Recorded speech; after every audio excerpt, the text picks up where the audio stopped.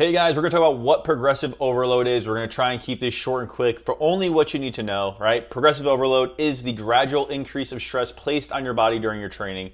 It's the reason your muscles keep growing and getting stronger. Without it, your body just adapts to the same workload and your progress is going to stall, right? So in short, simple terms, do more over time, right? Like I said, it's the main driver of muscle growth because it's the simplest way to increase your mechanical tension over time, which is the biggest factor for hypertrophy, right?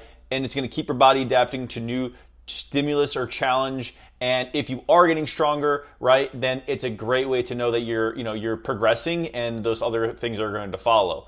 So we're going to talk about how to apply progressive overload, right? And that's by increasing the load first, right? The classic method, just lift heavier over the time, but we like to try and track things. One standard way to do it is to increase reps with the same weight. So you use double progression. You stay within a rep range. So if you choose 8 to 12 reps, you want to try and hit 12, 12, and 12. Once you can do 12 for all 3 sets, then you need to add 5 or 10 pounds, and that's going to drop you down to like 8 and 9 reps and build your way back up. Another great way that you can do this is by increasing the load through reverse pyramid training, which can be a different version of double progression, right? So you're going to want to try and add 2.5 to 5 pounds per session on your top working set. So you may go for a heavy set with 4 to 6 reps, and then you're going to back the weight off about 10% from there, and then go for a couple more reps. Maybe you're going to shoot for 6 to 8 reps. Then you're going to drop the weight 10% again and go for 8 to 10 or 8 to 12 reps, right? And so you're going to be trying to look to add a little bit of weight or a couple reps within each of those sets wherever you can. Now, you won't always be able to add to every single set that you're doing, but you will make a good progress every single workout, and it's kind of addicting to see that, right? Another way that you can kind of make sure you're progressively overloading, and you have to use this cautiously, is just increasing the amount of sets or volume that you're doing, right? So adding it per exercise or for the muscle group.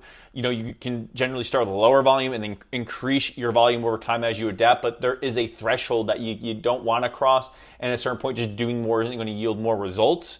The next big thing, a way to progressive overload, is just by improving your form and technique. So controlling the eccentric is going to be a big one. You don't need to overdo it, and go for like these crazy long eccentric holds unless you have a particular reason in your training you're doing them. But going just for like a 2-second eccentric, right? Let's go 1 1000, 2 1000, up, right? Like that's good because it's going to prevent you from just like swinging the weights around, using momentum, bouncing out of the hole, where like you want to keep the tension the highest, where you're going to get the most benefit, right? And that's at the bottom range of the motion, like on a bench press, where you're getting the most stretch, right? So better technique is going to be better tension, and ultimately better because you're going to be able to track your lifts better.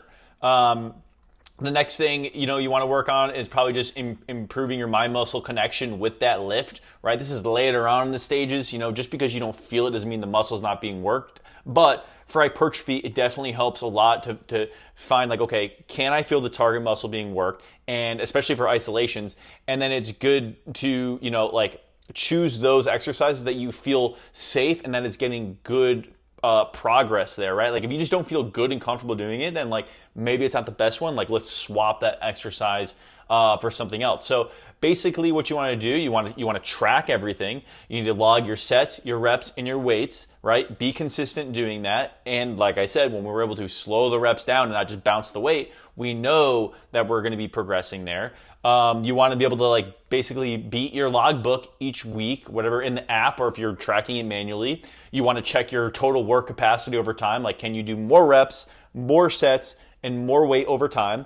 And ways to layer this as well is to use RPE and RIR, right? So rate of perceived exertion or reps in reserve in the tank, right? So RPE 8 out of 10 means that you have 2 reps left in the tank, right? So RPE 8 is equivalent to saying RIR 2. You have 2 left in the tank. If you say RPE 9, that is RIR 1, roughly, right? So, maybe earlier sets, you're doing a slightly lower RPE, and then as you finish that out, you might want to take it closer to failure, right? So start off, sometimes you typically see when I do programming, it's, RPE 8 to 9, 8 to 10, something like that, where you're a rep or two shy of failure on the first set, 2 sets. Then the last set, you take it to failure to see where you really are.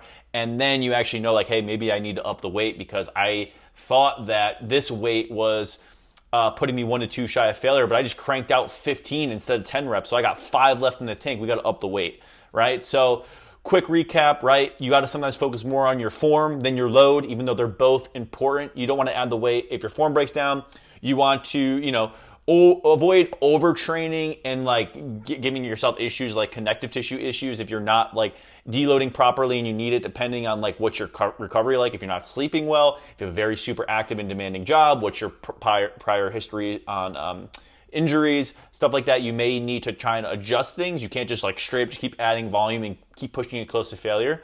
And assess yourself, like, am I missing reps? Then I maybe need to drop the weight 10%, kind of restart this process over again. And, also with progressive overload, just keep in mind, like, you're going to expect slower gains over time because the more advanced you are, the more you're going to have to work harder and the progress is just slower. So just keep that in mind. Progressive overload, right? Just be consistent, smart, incremental challenges and changes. Track it, own it, and just keep growing for life. Hope you guys found this helpful.